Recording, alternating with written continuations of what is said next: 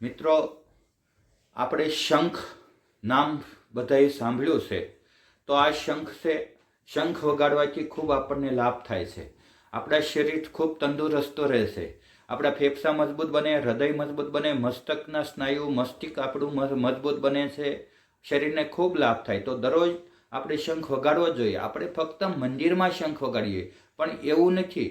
આપણા ઘરે પણ દરરોજ શંખ વગાડવા જોઈએ. ખરેખર આ શંખનું મહત્ત્વ બતાવું તો આદરણીય શ્રી સવજીભાઈ ધોળકિયા, એને એમના ભત્રીજાના લગ્ન વખતે એને ખૂબ સારો વિચાર આવ્યો કે આપણે લોકોને શંખ આપીએ કંકોત્રી તરીકે.